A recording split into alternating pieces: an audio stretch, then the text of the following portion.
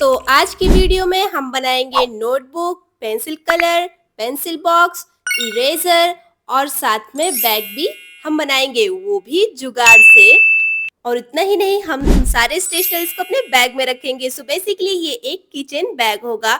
So let's start. आज के theme के अकॉर्डिंग मैंने अपने बैकग्राउंड को क्लासरूम की तरह सजाया हुआ है और साथ ही साथ दो स्टूडेंट्स भी बैठे हुए हैं अपनी बेंच पर। तो हम स्टार्ट करते हैं नोटबुक बनाने से। तो आज के इन सारे डीआईवाई चीजों को बनाने के लिए हम सिर्फ और सिर्फ जुगाड़ू चीजों का इस्तेमाल करने वाले हैं। तो इस नोटबुक को बनाने के लिए सबसे पहले मैंने कपड़े के बॉक्स में से एक टुकड़ा काट लिया है।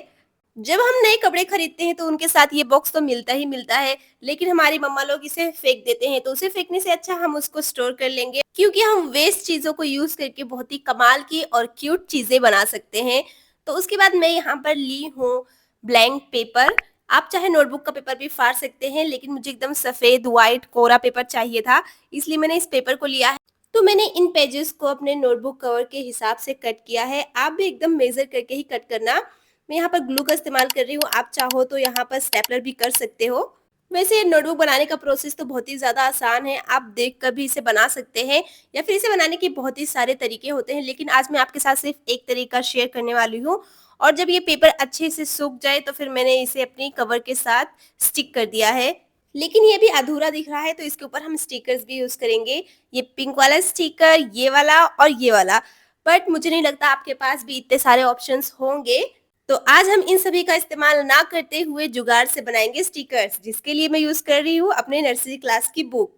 और उस बुक में से मैंने ढेर सारे कटआउट्स निकाल लिए हैं।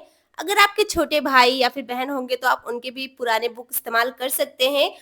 तो मैंने इन कटआउट्स पर चिकन टेप यानी सेलो टेप चिपका दिया है, और फिर उन सबको हम कट करके बाहर निकाल लेंगे। वैसे मैं ये डीआईवाई और क्राफ्ट 5 साल से बना रही हूँ, लेकिन मुझे पता नहीं था कि हम इसे बनाकर यूट्यूब पर भी अपलोड कर सकते हैं। तो फिर क्या था, ये तो मेरे बचपन का टैलेंट था, इसलिए मैंने भी अपना यूट्यूब खोल लिया है और मुझे आप सबके सपोर्ट की बहुत ही ज़्यादा ज़रूरत है। सो अब इससे आगे मैं भीख नहीं मांगने वाली हूँ, आप खुद ही मेरे टैलेंट के हिसाब से मुझे जज करेंगे। तो अपने डीआईवाई पर वापस आते हैं। यहाँ पर मैं अपने नोटबुक पर अच्छे से बॉर्डर बना रही हूँ पिंक कलर के पेपर का इस्तेमाल करके। वैसे ये पेन बहुत ही ज़्यादा अच्छा है, कहीं पर भी इस्तेमाल हो जाता है, लेकिन मैंने इसे मीशो से खरीदा था और ये बहुत ही ज़्यादा खराब क्वालिटी में आया है, क्योंकि इसमें से बहुत सारे कलर ऑलरेडी सूखे हुए थे। So I will suggest you not to buy this colour from Meesho. मैंने यहाँ पर इस क्लिप को थोड़ा-सा फास्ट कर दिया है, क्योंकि ऑफ कोर्स सी बात है, सिर्फ़ इसमें बॉर्डर ही करना था, तो मैं क्या आधा घंटे का ये कलर दिखाती आपको। तो मैंने कुछ इस तरीके से इस पर बॉर्डर बना दिया है, और इससे बहुत ही ज़्यादा अच्छा लग रहा है, नोटबुक खाली-खाली भी नहीं लग रहा है। और हमारे रियल नोटबुक्स में भी कुछ ऐसे ही बॉर्डर्स बने हुए होते हैं। तो ये देखिए कितना ज़्यादा क्यूट लग रहा है। अब हम इस पर स्टिकर्स भी स्टिक कर देंगे, और इसी तरीके से पीछे भी। और आप लोग तो देख ही सकते हैं जुगाड़ू स्टिकर्स कितने ज़्यादा रियल लग रहे हैं और कितने ज़्यादा अच्छे लग रहे हैं इस नोटबुक पर। तो अब ये बहुत ज़्यादा खाली लग रहा है, इसलिए मैं उसी कलर के पेन से यहाँ पर कुछ डिज़ाइंस बना रही हूँ, जैसे हार्ट्स और शुगर फ्लेक्स वगैरह टाइप की चीज़ें बना रही हूँ। आप अपने पसंद के पैटर्न्स बना सकते हैं। मुझसे ज़्यादा वेट नहीं हो रहा था, इसलिए मैंने पहले पेज पर अपने चैनल का नाम लिख दिया, इस्तिमाज़ आर्ट, जो मेरा नाम है इस्तिमा। और हाँ, इस छोटे नोटबुक पर लिखना बहुत ही ज़्यादा मज़ेदार था, क्योंकि इस पर लिखने से बहुत ही ज़्यादा मज़ा आता है। इसमें हम अपने होमवर्क्स वगैरह भी लिख सकते हैं। इसी तरीके से मैंने यहाँ पर ढेर सारे नोटबुक्स रेडी कर लिए हैं। देखिए कितने ज़्यादा प्यारे लग रहे हैं ये सब। और अब बारी है बनाने की पेंसिल कलर। तो इन पेंसिल कलर को बनाने के लिए मैंने यहाँ पर लिया है वुडन स्टिक, इसे बैम्बू स्टिक भी बोलते हैं। आप या तो अपने घर में जो झाड़ू होता है उसे भी इस्तेमाल कर सकते हैं, या फिर जो हम कुल्फी खाते हैं उसके अंदर भी ऐसी स्टिक्स आती है। मैंने वो कलेक्ट करके रखा हुआ है और वो मेरे बहुत ही ज़्यादा काम भी आते हैं। अब मैं इसे कुछ इस तरीके से कट कर लूँगी, और इस तरीके से थोड़ा-सा ज़ोर लगाने के बाद ये टूट जाते हैं।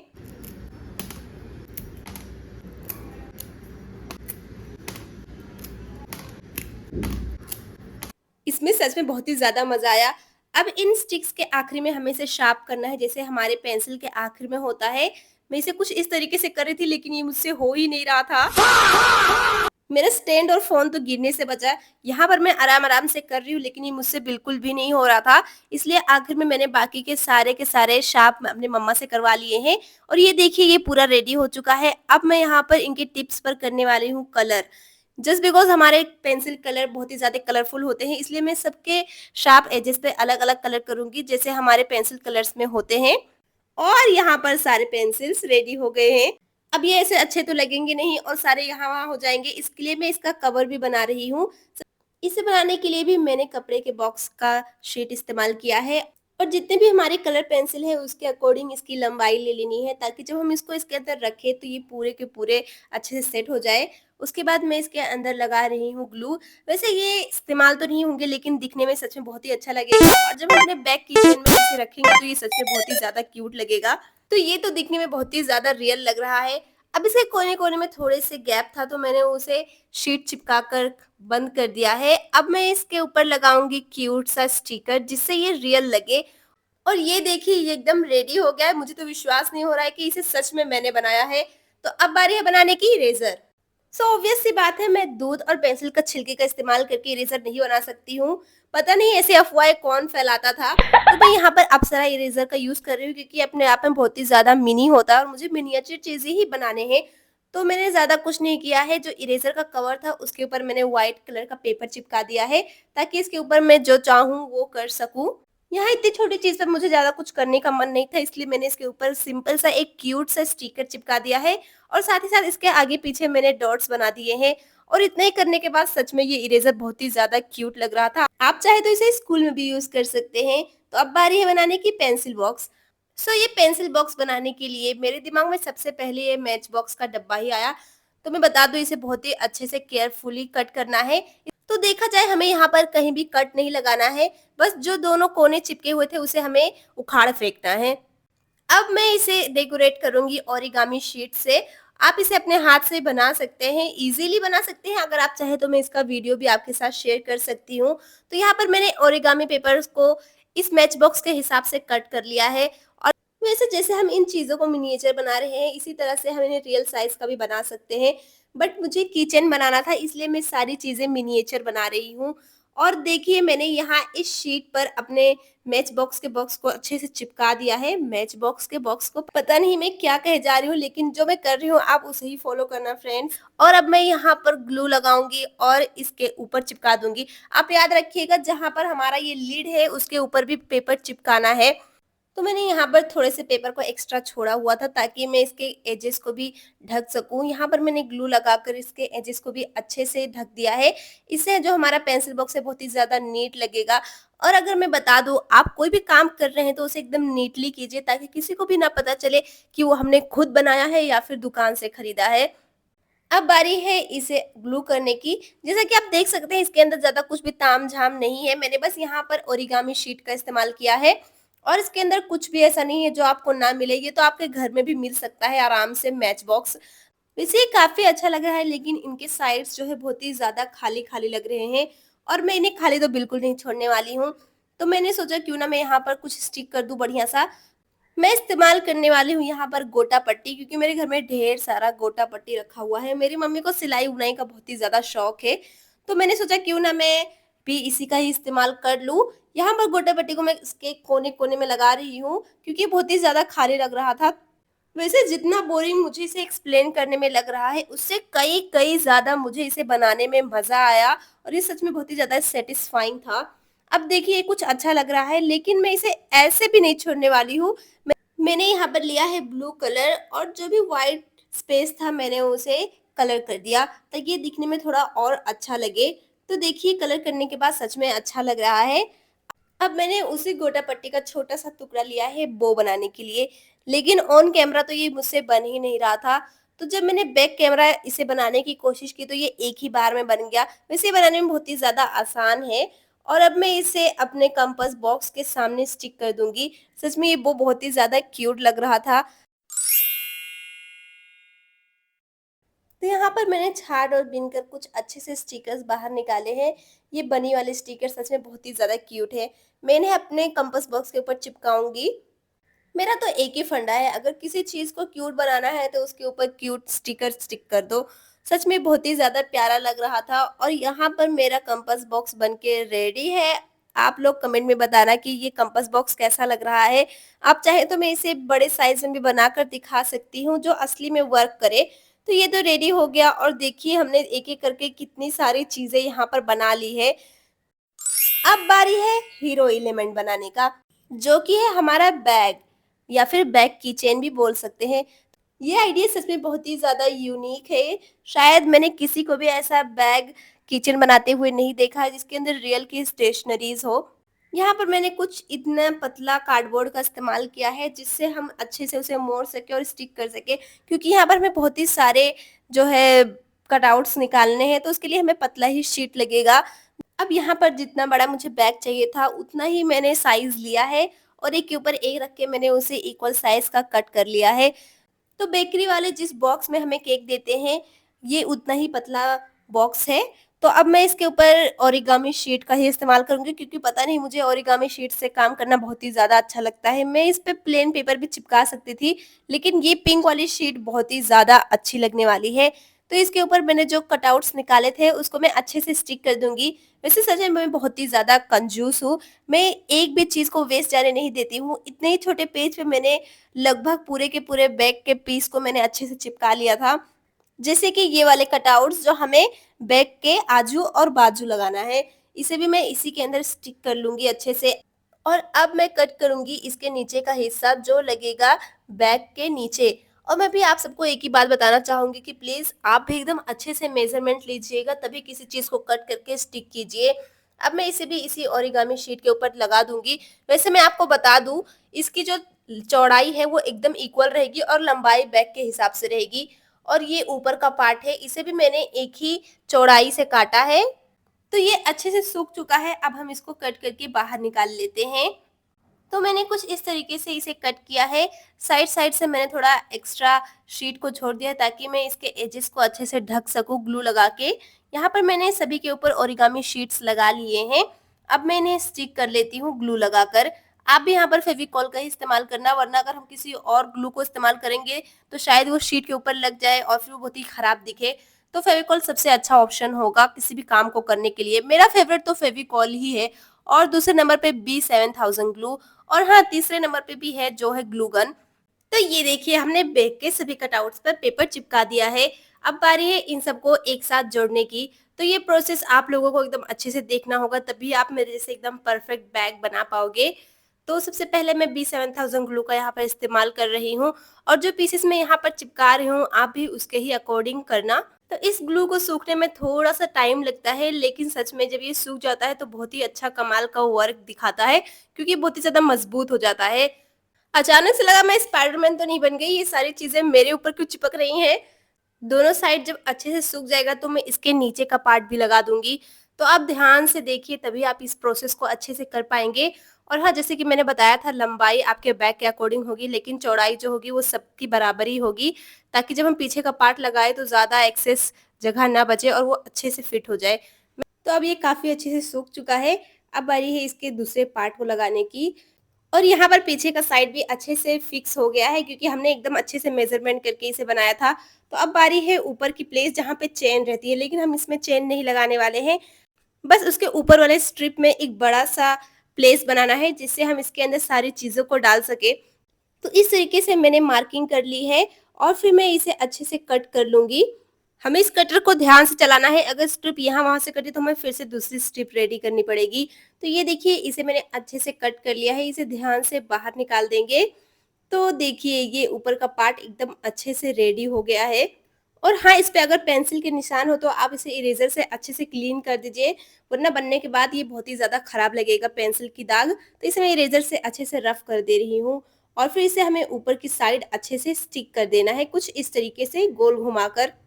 और आप विश्वास नहीं करेंगे, जब मैं इस कीचेन को अपने बैग में लगा कर गई और मेरी सहेलियों ने इसे देखा तो वो तो एकदम के एकदम हैरान ही रह गई और उन्होंने भी मुझे ऑर्डर दे दिया उनके लिए एक-एक बैग बनाने के लिए, जिसके लिए मैंने 50 रुपए चार्ज किए।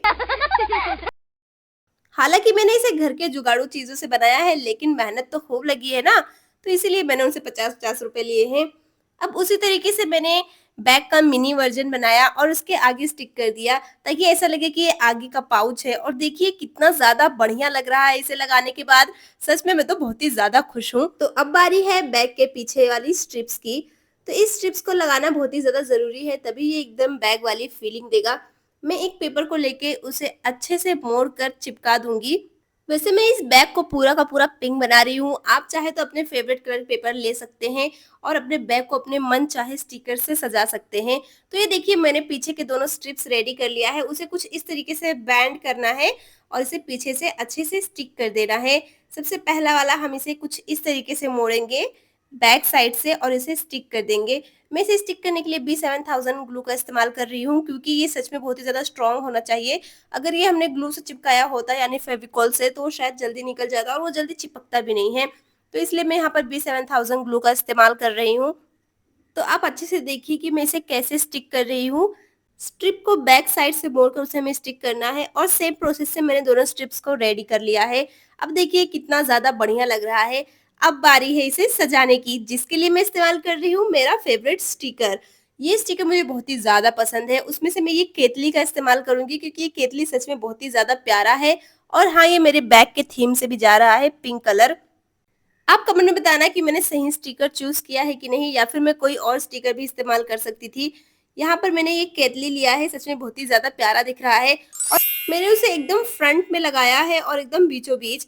अब बारी है छोटे स्टिकर्स की। मैंने ढूँढ-ढूँढ कर छोटे स्टिकर्स निकाले हैं ताकि मैं इन बैग पर लगा दूँ और ये बैग थोड़े से रियलिस्टिक लगे। देखिए स्टार्स कितने ज़्यादा प्यारे लग रहे हैं।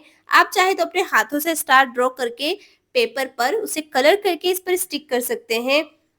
और इमोजीज़ के साथ भी बिल्कुल वैसे ही कर सकते हैं। यहाँ पर मैंने बहुत ही अच्छे-अच्छे क्यूट-क्यूट इमोजीज़ ढूँढे अपने स्टिकर्स में से और ये देखिए कितना प्यारा लग रहा है। अब बारी है बैग हैंगर की क्योंकि बैग हैंगर के बिना ये सच में बहुत ही ज़्यादा अधूरा लग रहा है। जिस तरीके से हमने बैग के पीछे का स्ट्रिप बनाया था कुछ इसी तरीके से इस पेपर को भी हम मोड़ लेंगे और ये थोड़ा-सा पतला ही होना चाहिए, ज़्यादा बड़ा नहीं होना चाहिए। और फिर मैं उसे कुछ इस तरीके से मोड़ कर इसका हैंगर रेडी कर लूँगी। और इसे लगाने के बाद ये कुछ इस तरह दिख रहा है। सच में बहुत ही ज़्यादा प्यारा लगने लगा। ऐसा लग रहा था इसमें इसी की कमी थी और हमारा बैग यहाँ पर रेडी हो गया है। वैसे मुझे अभी भी लग रहा है जैसे इसके अंदर कुछ ना कुछ तो अभी कमी है। सोचना पड़ेगा। अरे हाँ, याद आया, इसके अंदर तो हमने बॉटल होल्डर बनाया ही नहीं। लगता है इसके अंदर बॉटल होल्डर की ही कमी थी। तो यहाँ पर मैंने ज़्यादा कुछ नहीं किया है। उसी ओरिगामी शीट से मैंने उसको रोल किया है और नीचे पेपर चिपका दिया है और बॉटल होल्डर रेडी हो गया। तो फाइनली हमारा बैग एकदम से रेडी हो गया है। अब मैं इसके अंदर चेन लगा देती हूँ ताकि ये की चेन बन जाए। इसके लिए मैं पिन से यहाँ कोने में एक छोटा-सा होल करूँगी ताकि ये आर-पार हो जाए। उसके बाद मैं इसे बड़ा कर दूँगी कटर की मदद से।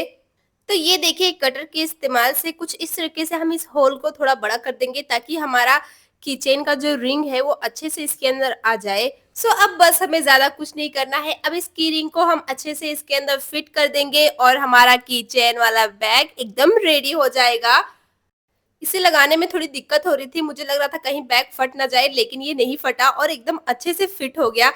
तो देखिए हमारा कीचेन रेडी हो गया। आई एम 100% श्योर कि आपने कभी ऐसा किचन नहीं देखा होगा जो असली में वर्क भी करे। सो अब आ गई सबसे एक्साइटिंग पार्ट जिसमें हम इन सभी चीजों को अंदर अरेंज करेंगे। तो इस कंपास बॉक्स में सबसे पहले मैं अपना बनाया हुआ क्यूट इरेजर रखूंगी और साथ में एक नकली पेंसिल। देखो ये कितना रियल दिख रहा है बाय द वे। अब मैं इसे स्टिक करने के लिए डबल साइडेड टेप का इस्तेमाल करूंगी। छोटे से पीस को कट करना है और फिर इसे इसके नीचे अच्छे से लगा देना है।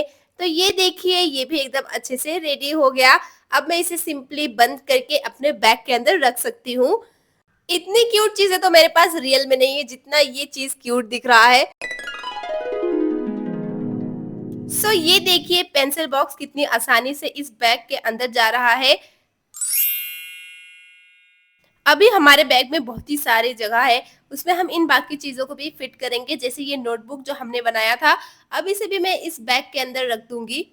इस बैग को पैक करने में तो सच में बहुत ही ज़्यादा मज़ा आ रहा है, रियल से भी ज़्यादा। ये देखिए हमारा बुक अच्छे से इसके अंदर चला गया है। तो अब बारी है इस कलर पेंसिल की। मैं सोच रही हूँ इसे आगे वाले कंपार्टमेंट में रख दूँ, पर ये अच्छे से जा ही नहीं रहा था। तो इसमें हमें ज़्यादा झंझट नहीं करना और पैनिक करने की बात नहीं है। ये जो ऊपर एक्स्ट्रा कार्डबोर्ड बचा था उसे बस मैं कट करके निकाल दूँगी और फिर ये अच्छे से हमारे कंपार्टमेंट में फिट हो जाएगा। ये देखिए कुछ इस तरीके से। अब देखना इसके अंदर ये आराम से चला जाएगा। सो हियर वी गो, हमारा बैग किचन एकदम अच्छे से रेडी हो गया है। ज़रा देखो ये कितना ज़्यादा सुंदर लग रहा है।